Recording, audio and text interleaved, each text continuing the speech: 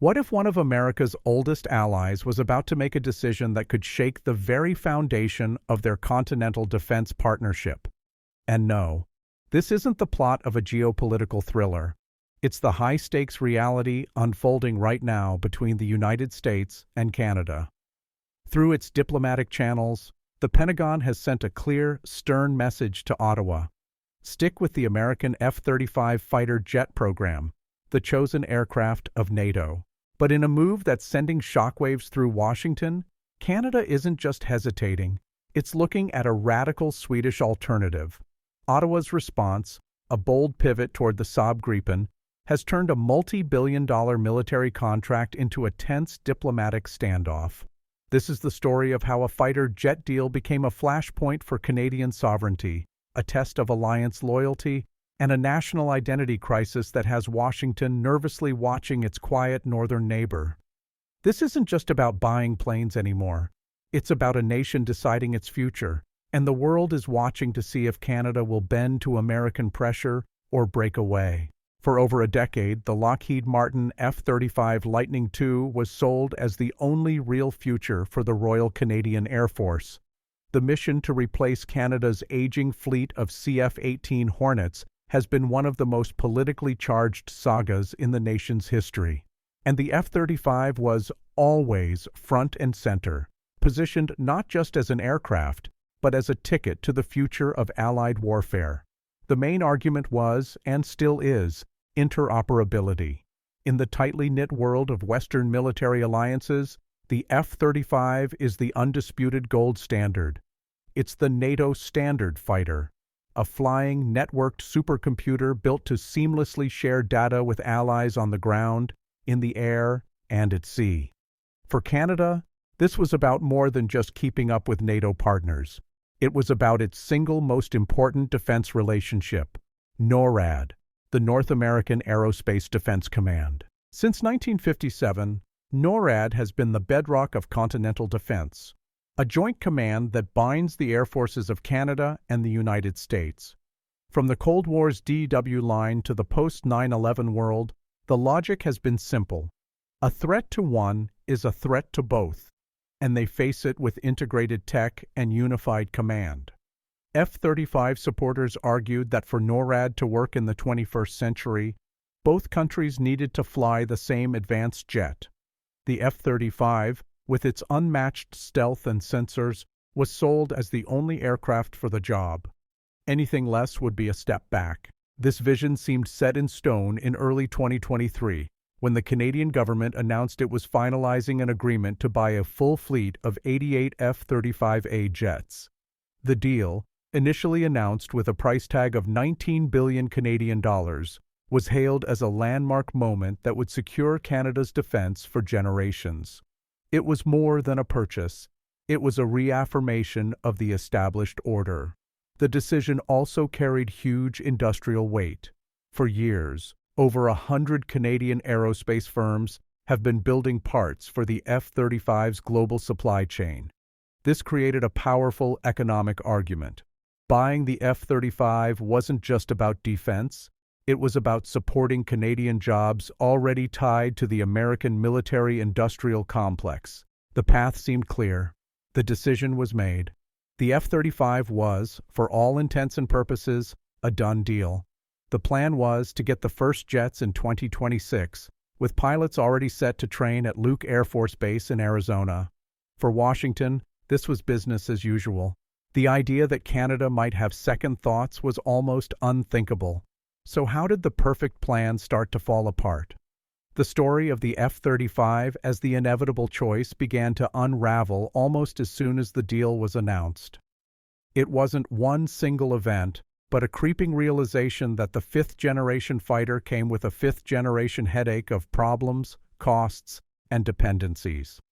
And it all started with the price tag. The initial $19 billion figure was what the government told the public. But in a scathing report, Canada's Auditor General, Karen Hogan, revealed a much different reality. The audit found the true cost for the 88 jet fleet was on track to hit at least $27.7 billion. And that staggering number wasn't even the full picture. The report warned this new estimate failed to include billions more for essential infrastructure upgrades and a full set of advanced weapons. Suddenly, the F-35 was nearly 50% more expensive than advertised, a boondoggle in the words of opposition critics, and the public started questioning the deal. But the cost was only half of it. The F-35 has been dogged for years by a reputation as a hangar queen, a beautiful piece of tech that spends more time being fixed than flying. Reports from the U.S. Government Accountability Office and even concerned American senators have repeatedly flagged the jet's abysmal readiness rates. As Republican Senator Roger Wicker bluntly put it in October 2025, the F-35 remains the most advanced fighter in the world, but too many of them are sitting idle. For a country like Canada, with the world's second-largest landmass and a vast Arctic to patrol, a small fleet of jets that might not be ready when needed is a strategic nightmare. This fed into the deepest and most politically sensitive problem of all, the cost to Canadian sovereignty. The F-35 isn't a jet you just buy. It's more like a subscription service, with the U.S. as the permanent administrator. The plane's software, logistics, and data systems are all controlled through a network managed by Lockheed Martin and the Pentagon, the infamous black box. Canadian technicians wouldn't have full access to maintain their own aircraft. Canadian engineers couldn't independently upgrade their own software. And, critically, the operational data collected by a Canadian F-35 would be piped back through a U.S.-controlled network. This created a paradigm of permanent dependency. A hostile or even just uncooperative U.S. administration could, in theory, ground Canada's entire fighter fleet by withholding updates or parts. As trade tensions with the Trump administration simmered, this technological leash began to look less like allied cooperation and more like a strategic liability. The question was no longer just about whether Canada could afford the F-35. It was about whether Canada could afford the loss of autonomy that came with it. The perfect jet was starting to look deeply flawed, and for the first time in a long time, Ottawa started looking for an exit ramp. Into this climate of rising costs and sovereignty concerns stepped an unlikely challenger, Sweden's Saab. Their JAS-39 Gripen E fighter had been rejected in the original competition, but as Ottawa's buyer's remorse grew, Saab re-emerged with an audacious proposal perfectly tailored to Canada's anxieties. Saab's pitch wasn't a hostile takeover, it was a strategic partnership. They proposed a dual-fleet approach, recognizing that Canada was already committed to an initial 16 F-35s. Saab suggested Ottawa keep those jets for high-intensity missions, but for the remaining 72 aircraft, they offered the Gripen EF. This masterstroke reframed the debate. It wasn't about replacing the F-35, but complementing it. The Gripen was presented as the anti-F-35. If the F-35 was the temperamental supercomputer, the Gripen was the rugged, reliable, and brutally efficient tool. Its design, born from Sweden's own need to defend a large territory on a limited budget, prioritized high readiness rates and easy maintenance. Its cost per flight hour is a fraction of the F-35's, meaning Canada could afford to fly its jets more often and train its pilots more thoroughly. Crucially, the Gripen was pitched as the ideal jet for Canada's most challenging environment, the Arctic. The F-35 needs pristine, long runways. The Gripen, in contrast, was designed for austere conditions. It can take off from short, makeshift runways, even public highways, and can be refueled and rearmed by a small crew in under 10 minutes. This is a game changer for a country with vast northern territories that lack major air bases. To sweeten the deal, Saab's proposal included 6 GlobalEye airborne early warning and control aircraft. This was a uniquely Canadian solution, as the GlobalEye's advanced radar is integrated onto a Bombardier Global 6500 business jet, a platform built in Canada. This would not only give the RSAF a desperately needed surveillance capability, but also be a direct investment in a flagship of Canadian aerospace. This wasn't just another sales pitch. It was a vision of a diversified, practical, and sovereign Canadian Air Force.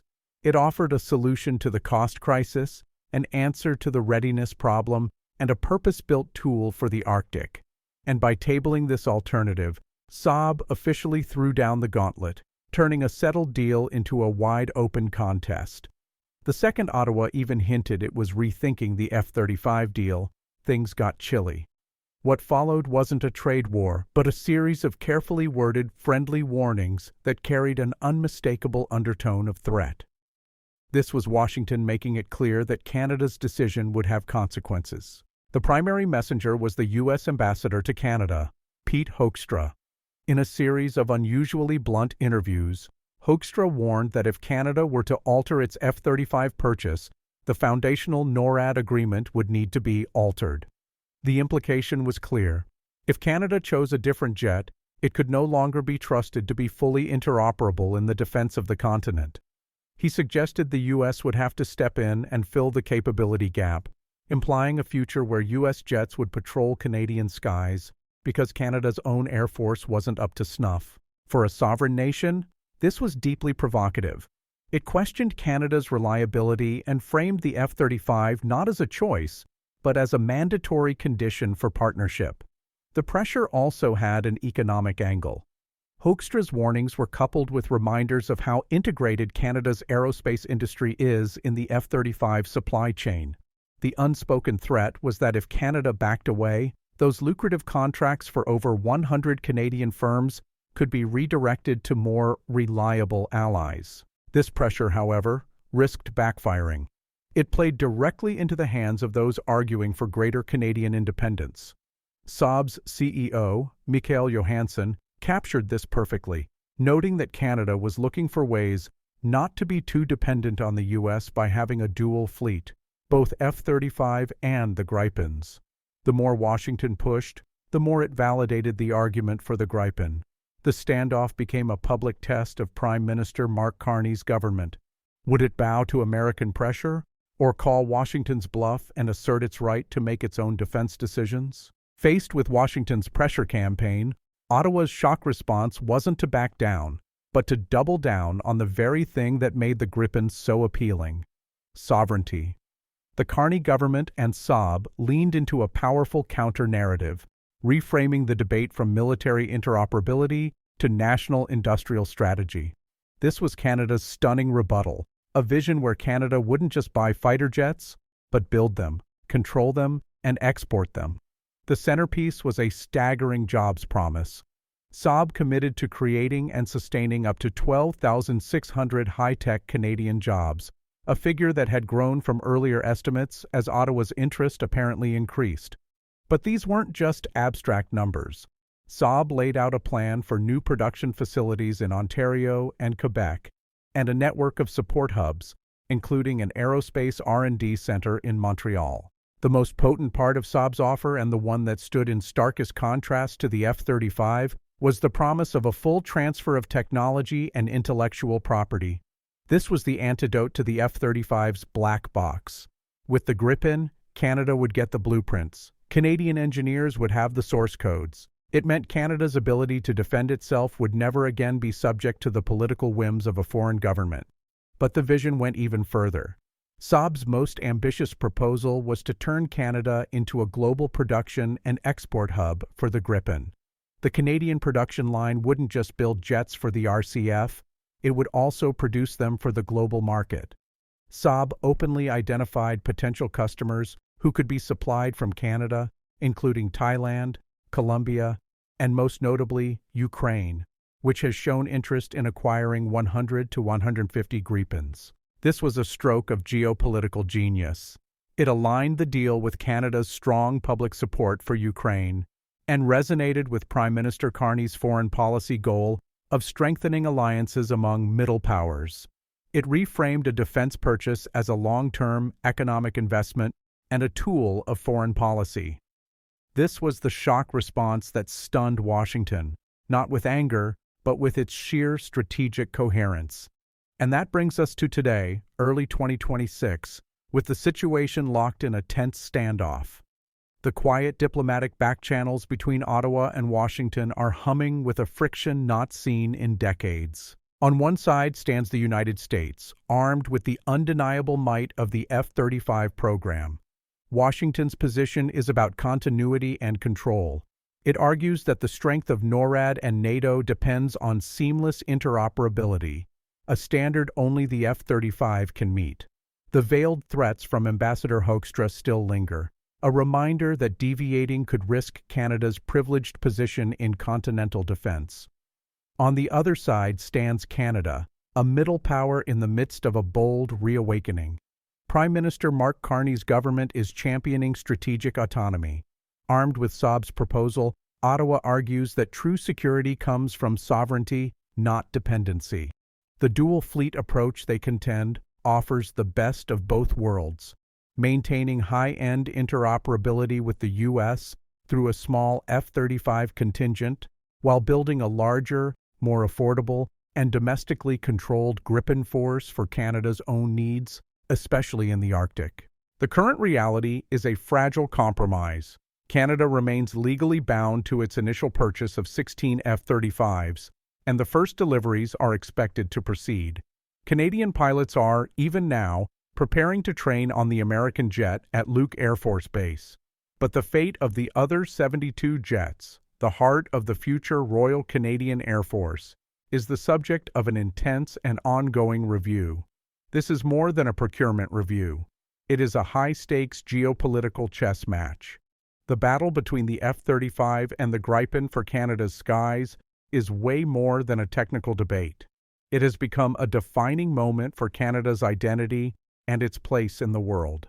This isn't just about choosing a new fighter jet, it's about choosing a new future. The decision is a fundamental crossroads. One path leads to deeper integration with the United States, reaffirming a decades-old partnership by embracing the F-35. This path prioritizes seamless interoperability above all, accepting the high costs and permanent technological dependency as the price of admission to the world's most advanced military club. It is the path of continuity. The other path, the one signposted by the Gripen, leads toward a new era of Canadian sovereignty. It's a declaration that a middle power can, and perhaps must, forge its own way. This path prioritizes operational independence, industrial self-sufficiency, and a defense posture tailored to Canada's unique needs. It's a riskier road, one that challenges the established order, but it promises a greater degree of control over the nation's own destiny.